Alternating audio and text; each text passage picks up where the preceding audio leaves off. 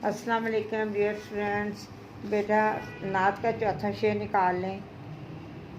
साहिब खुल्क़ अज़ीम, बेहतरीन अखलाक के मालिक, साहिब लुत्फ़ अमीन कि आपकी मेहरबानी हर शख्स पर आम थी। साहिब हक, सच बात कहने वाले, हक बात कहने वाले, साहिब शक्ल कमर, चाँद को दो टुकड़े करने वाले, खैर बशर, दुनिया के बेहतरीन इंसान।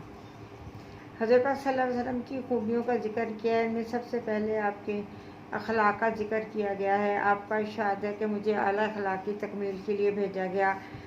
आपके अखलाक ऐसे बुलंद मर्तबे पर फाइज थे कि आपके अखलाक के पूछने पर हज़रत आयशा रज़ी अल्लाह ताला का जवाब था कि क्या तुमने कुरान नहीं पढ़ा? जो कुछ कुरान में है वही आपके अखलाक थे।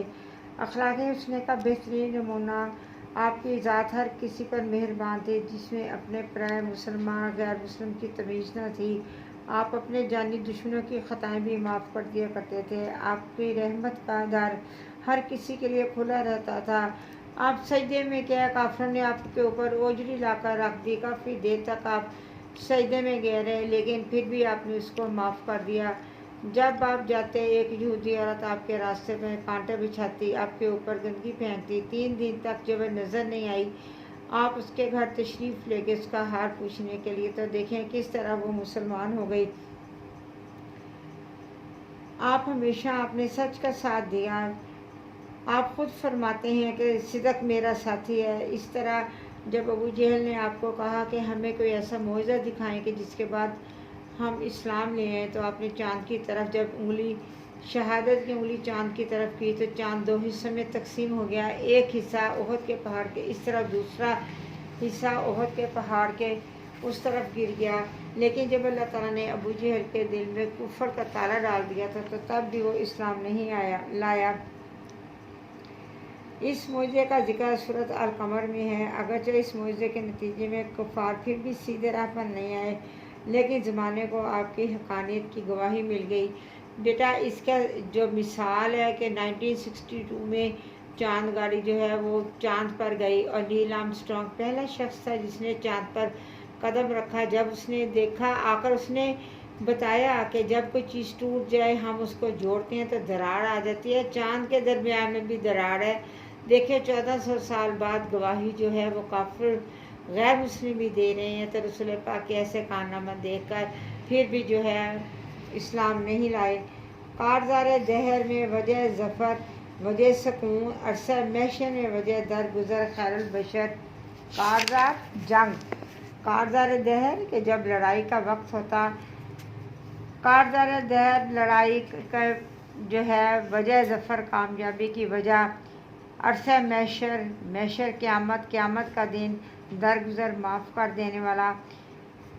हर सच्चे मुसलमान का अक़ीदा है कि दुनियाएं 2 हैं, एक दुनिया जिसमें हम रहते हैं और दूसरी वो दुनिया जहां मरने के बाद हम हमेशा हमेशा की ज़िंदगी गुजारेंगे। इस अक़ीदे के साथ हर मुसलमान अपने दिल में ये ख्वाहिश भी रखता है कि इसे दोनों जहान में कामयाबी नसीब हो। अल्लाह ताला ने इस दुनिया को बिलाखिर फना कर देना है। वो बड़ी खूबसूरत दुनिया है। अगली दुनिया अपने ये बेशक बड़ी जाज़बियत रखती है, दिलकशी रखती है। खेल तमाशे, राम खुशबू, हज़ारों दिलचस्पियाँ अपने इंसान को अपनी तरफ खींच लेती हैं कि वो इस दुनियावी लज्जत को सब कुछ समझ लेता है। अपने अंजाम से बाखबर होने के बाद यहाँ की आसाइशों से दिल लगा लेता है। लेकिन एक सच्चे मुसलमान का दुनिया की लज्जतों में इस कदर खो जाना, इसकी रंगीन से दिल लगाना इस दुनिया में कामयाबी की दलील नहीं है। कामयाबी का रास्ता रसूल पाक सल्लल्लाहु अलैहि वसल्लम ने बताया किस तरह जब आप भरपूर आपने ज़िंदगी गुजारी, बल्कि ने गली मोहल्ले शहर में आप रहते जहाँ दूसरे लोग रहते थे, अपना जवानी, बचपन, बुढ़ापा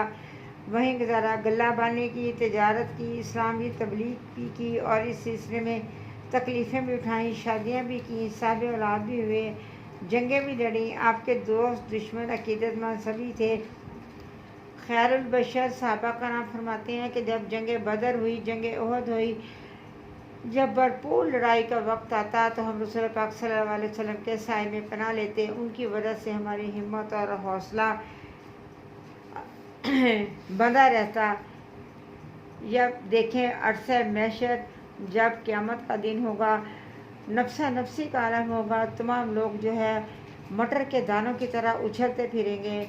उस वक्त जो है रसूल पाक सल्लल्लाहु अलैहि वसल्लम हज़रत आदम अलैहिस्सलाम के पास जाएंगे और फरमाएंगे कि आप बाबा आदम हैं, आप अल्लाह ताला से उम्मत की दुआ कीजिए। हज़रत बाबा आदम कहेंगे कि मैंने अल्लाह ताला ने मुझे गंदम का दाना खाने से मना फरमाया, लेकिन मेरी कितनी बड़ी मुझसे गलती हुई, मैं अल्लाह ताला के सामने जाकर जो है वो ये लोगों की बख्शिश के का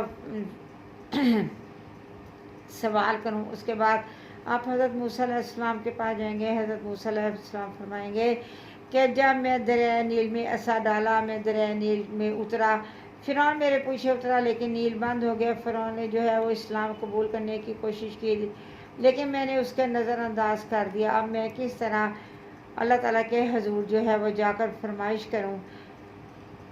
अब देखें रसूल पाक सल्लल्लाहु अलैहि वसल्लम फिर अल्लाह ताला के सामने खुद सजदा रेज़ होंगे। 1,24,000 अम्बिया कराम आपसे फरमाइश करेंगे कि या रसूल अल्लाह, आप अल्लाह ताला को कहें, आप सजदे में जाकर अल्लाह ताला की हम्द व सना बयान करेंगे और फिर उम्मत की बख्शिश के लिए दुआ करेंगे। तो देखें बेटा कि किस तरह रसूल पाक सल्लल्लाहु अलैहि वसल्लम जब आप नज़ा का आलम तारी हुआ तो आपने फरमाया, इज़राइल क्या मेरी उम्मत को भी इतनी तकलीफ़ होगी? और आपको अल्लाह ताला ने इज़राइल को कहा कि मेरे महबूब की जब जान कब्ज़ की जाए तो एक कांटे जितना भी उनको जो है वो तकलीफ़ ना हो। और किस तरह बार बार आप उम्मती उम्मती फरमाते हैं कि या अल्लाह मेरी उम्मत को बख्श दे। जब आप